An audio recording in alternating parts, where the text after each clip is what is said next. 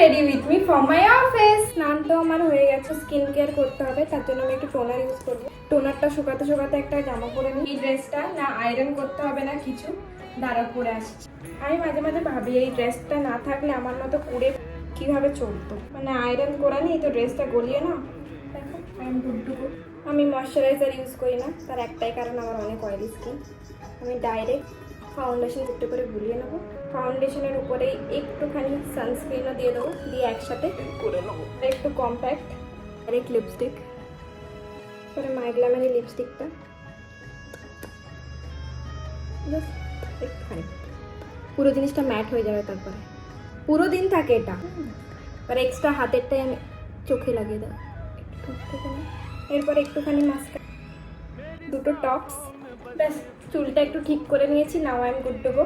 C you.